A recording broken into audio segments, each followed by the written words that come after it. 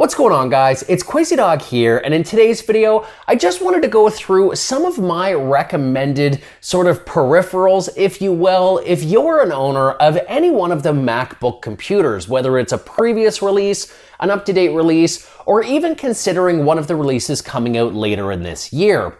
Now, this video is going to be broken down into a couple of key categories. We're going to have protection, power, peripherals, and stand, and I will have purchase links with up-to-date pricing and availability down below in the video description. So in honestly no particular order, let's go ahead and first take a look at power.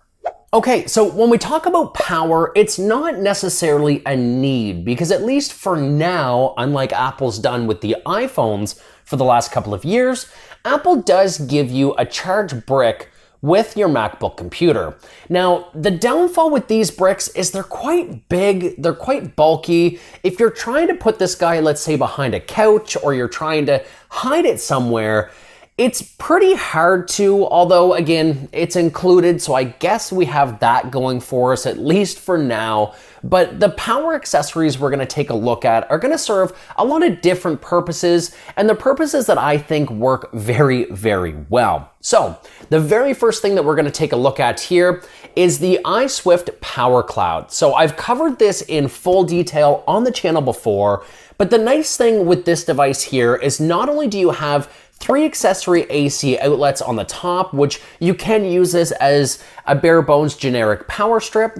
On the front, you do actually have 3 different IOs. So you do have dual USB-C. These are actually capable of 65 watts, which is perfect for the MacBook Air, MacBook Pro 13, or MacBook Pro 14, and it does have a standardized USB-A on there as well. And for me, I actually bought my Apple Watch SE 44mm around the first couple of weeks that it hit the market, so my induction charger for my watch is still USB-A. So this little guy here, I use it actually on my little living room stand over there, and this works perfect. You have some anti-slip grippy feet, and I don't know, yeah, you guys can see that there. So it's actually shaking the whole table. It stays in place very nicely. It's got an on-off power selector here, so you can turn it off if by chance you don't want it converting or drawing power.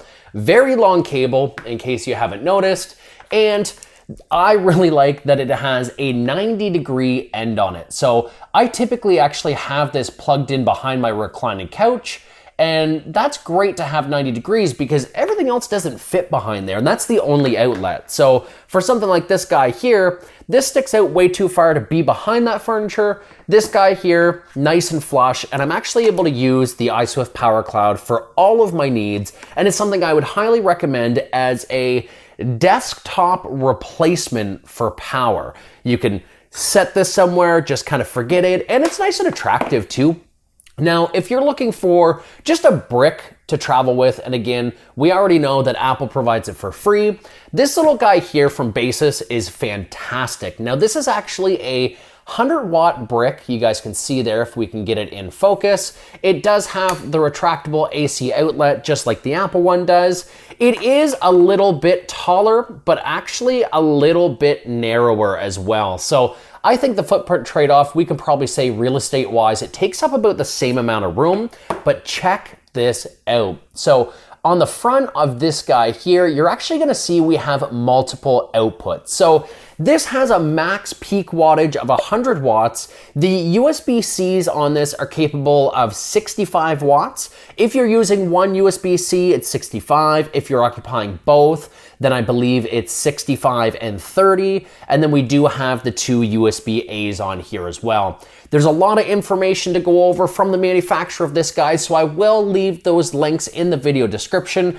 but all of your safety protocols and everything are here, and this is very, very affordable. And if you're traveling, let's say, which may be one of the reasons why you got a MacBook of any variant in the first place, you're gonna eliminate the ability to plug in one device and replace it with the ability to plug in 4 devices. So how awesome is that? This Basis 100 watt is fantastic. And the last piece of power that we're gonna take a look at is actually another product from Basis. Now, they're gonna crop up a lot in this video. I've done work with them in the past, so I had some things supplied, but I've actually bought things since then as well, because I actually do really like the kind of cost and performance perspective that they give, and they have a wide variety of stuff, which is super awesome. Now, this guy here is a 65 watt 20,000 milliamp battery bank. Now, if I can find the power right there. So right now it is fully charged, or at least pretty close. Actually, it is full, it's 100%.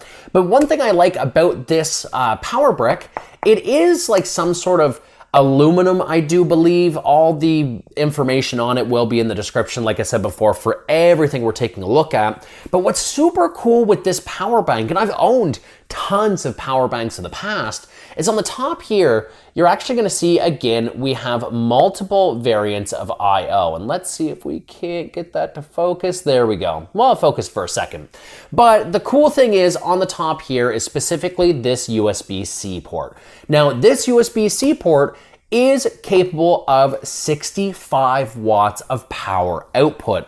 That means that you can use this 20,000 milliamp battery bank to fully run and power your MacBook multiple times without issue while you're on the go. Not only that, again, it's got the USB-A, so you can charge multiple things. It has a micro USB, so typically you would use that to charge it, but the USB-C is actually omnidirectional. So you can use this to give a charge to something or recharge an accessory, but you can also use that USB-C to go ahead and charge this at a much more rapid pace. So when it comes to power accessories, we have desktop solutions, we have mobile solutions, we have travel solutions, and let's hope at least that Apple decides to always provide us with a solution.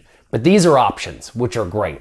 Let's take a look at the other categories. So the next thing I want to take a look at is peripherals. And these are things that are just going to make your life a little bit easier when it comes to using these devices, these MacBook computers. Now, the very first thing I want to take a look at is a computer mouse. Now, there are many mice available, but this one here is something that I personally fell in love with. This is the Xiaomi Mi Mouse Silent, and a couple of things that I really like about this, it actually runs off either Bluetooth or a USB-A dongle, so it gives me peace of mind of actually using it throughout a whole bunch of different technologies.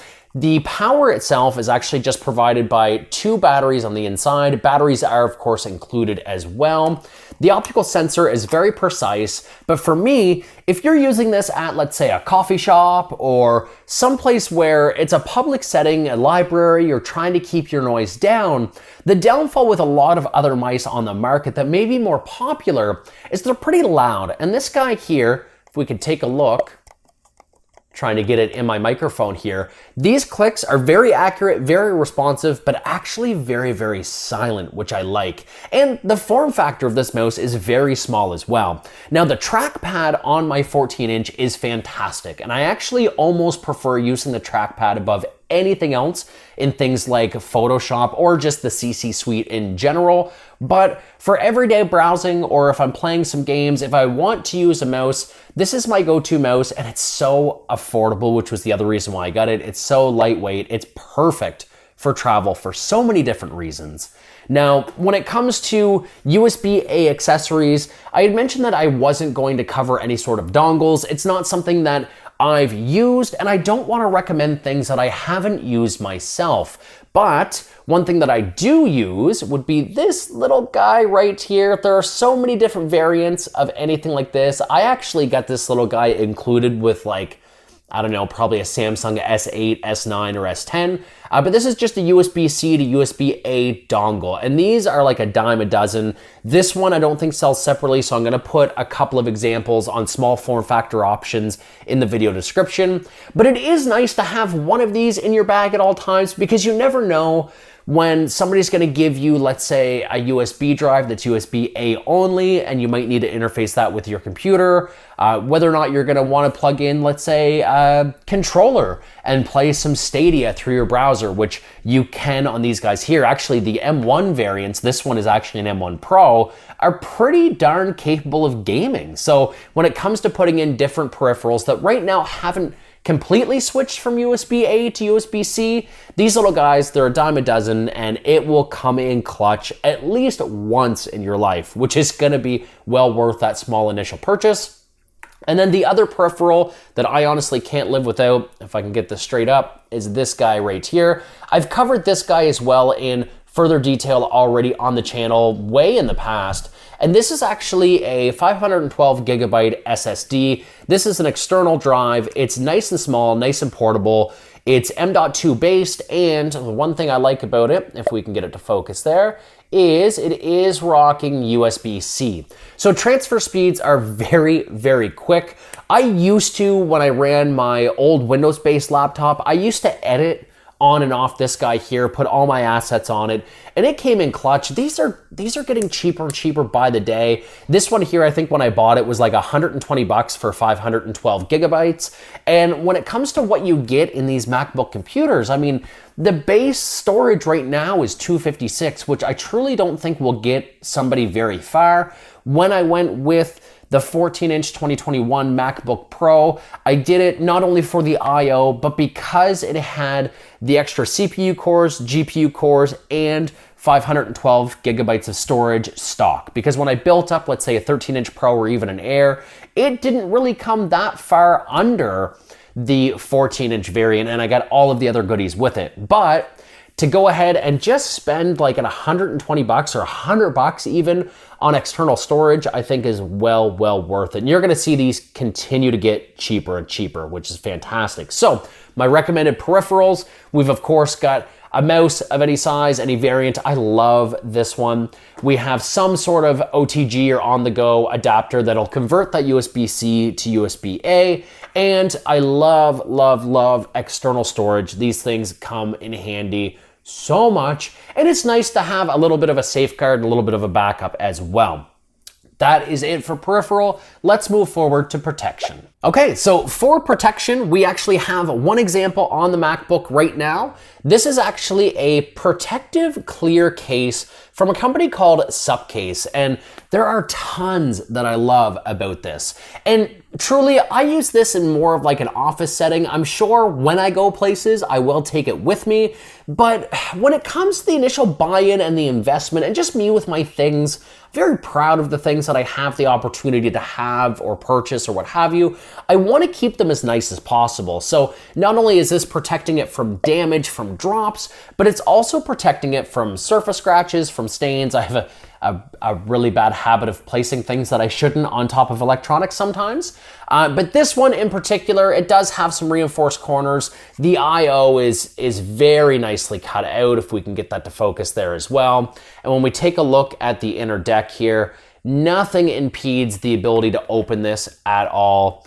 It wraps around, it comes right up and actually clicks around all the corners. I've never had an issue using this. And honestly, it makes it a little bit easier to open, because if you guys can see there, it actually gives you just a little tiny nook to put your finger in to make it that much easier to open up. So there's this guy here, which is all clear, and it's funny because I bought this one, and then probably like 4 weeks later, I've had this for about 2 months. I haven't done a video on it because honestly, I haven't used it to its full capabilities enough to do an initial recommendation. So far, so good. I do really like it. But oddly enough, in my inbox came Supcase, and they actually sent out their other variant of case as well. So I purchased this one. I wanted an all clear one, but they were cool enough to send this, so I do want to open it. Let's take a look here. I have a knife, but it's in my pocket, and that's where my audio recorder is. So there we go. Open this bad boy up. So here you can see maybe a little bit more detail in regards to how these cases are made. So you do have all your pass-through ventilations wherever you need them.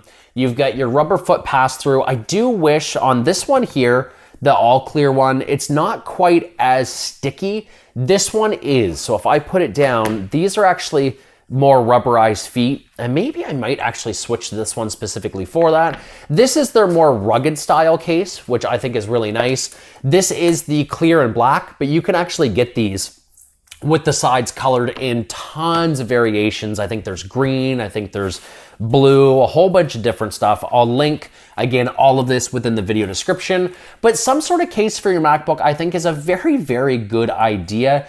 And if you're like me and you're not really traveling with it and it's more of like a desktop replacement, it just keeps it looking nicer over time, which I think is super, super good and a super good idea considering that these are dirt cheap. And let's take a look at the last piece of protection, which is actually going to be provided today from today's video sponsor.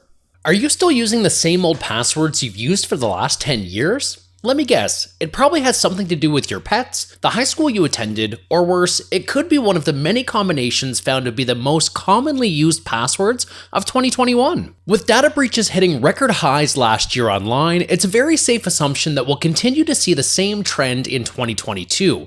So what can you do to safeguard yourself? Rather than racking your brain trying to change, store, and remember more complex passwords, let NordPass do the work for you.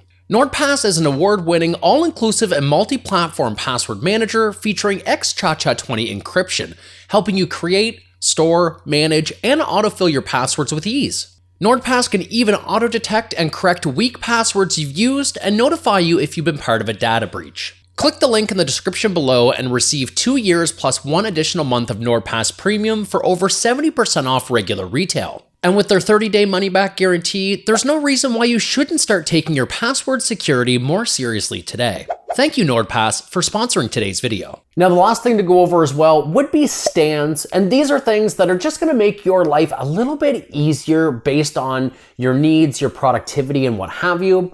I actually obtained 2 different styles of stands so I could show you guys the difference between the two. But this guy here, again, you're going to see these guys crop up on the channel a bit. This is Basis. So this guy here, it's basically just like a little lap desk, which I really, really like, but it folds down nice and slim. It has pass-through ventilation, but what's cool is there's actually a little kickstand right there, and the back of this will lift up. If I can do this here. And you've got this little case, this little bracket. So we're gonna take these legs, and we're gonna fold this in here. And what's nice is this actually gives you a little bit of a riser. It helps with that ventilation there as well because we can see those holes are exposed. So if you just want a little bit of an incline or a little bit of elevation, this is great. This is gonna help improve your typing experience, your ergonomics. For me, I don't like having electronics on my lap. I've grown accustomed to getting away from that from Windows-based laptops, and I know these MacBooks ventilate a little bit differently. They're more of a rear exhaust than they are a bottom exhaust like Windows laptops may be. But at the end of the day, you really don't want to impede any of those vents by putting it on blankets, mattresses, pillows, or any of those other bad habits we tend to get ourselves into. So having a nice little lap desk like this is giving you a flat surface and providing you a better intention behind using your product. And I'm just gonna reopen this and I can smush this down, lock that in place, and there we go. Aside from all that noise, there we go. And very sturdy too. It is just like a light plastic and it's got some antique slip on it as well. So I really, really like that. But if this is going to be more of like a desktop replacement for you as well, and you're gonna be using an external monitor, there's actually this little guy right here as well. And this is super cool. So this is a company called Novu, I do believe. And this is a super sturdy aluminum desk sort of style stand.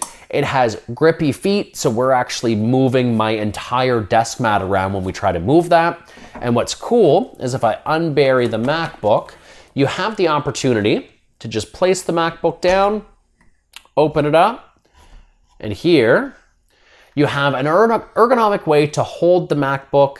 You're able to actually pivot it in various ways. So if you like it tilted way down, you can definitely do that. But it also has height adjustment on it as well. So there's just a little column here. You can push that down, you can push it up, and it actually just has a little retention screw that goes in to fix the different heights that you want. So for me, if I'm ever gonna use it because I have HDMI out, as a, or use my TV as a monitor, I'm actually gonna utilize this, keep it up out of the way, keep my typing experience a little bit nicer. And overall, there's only a couple of screws in this. So if you did want to make this mobile in any way, there's only a couple of screws. You can collapse this, you can rebuild it in a different area if you really wanted to, but very robust, very, very inexpensive as well. And that's pretty much it for the stand. So let's just kind of go over some overall conclusions. And there's a couple of thanks that I want to make for this video and how we source some of these products also. So that's going to wrap up today's video. Again, these were just my recommendations when it comes to how I've accessorized my MacBook. And there may be different solutions for you. There may be different backpacks, laptop sleeves, again, dongles. If you have a unit that's not one of the Pro series, that might be restricted to only the USB-C. But for me, these things are items that I use on a daily basis. They're things that have improved my workflow and my ability to enjoy the MacBook. And as far as a couple of thank yous as well, this Novu stand right here, the Basis lap desk, and then this Xiaomi Mi Mouse Silent, these were all provided by an online retailer called Heka. So thank you so much. Links to their store will be in the video description. I'm going to try to get a coupon code to maybe pass some of the savings off to you guys. Some of these Basis accessories I had from previous partnerships, and some I actually did purchase. So if by chance I can find any coupon codes for the links that I provided as well for this stuff here, if not everything, rest assured I will, because if I give you guys recommendations, I want to pass along some savings. And all of this stuff is all stuff that, again, I've used to increase the productivity. I try not to do videos on things that I haven't used. And then again, thank you to the video sponsors today, NordPass. So again, links will be within the video description for them as well, and all of the wonderful sales that they're able to pass down to you guys, my amazing viewers. So until my next video, my name is Crazy Dog. You guys have been awesome, and we'll catch you all in my next one. Take care.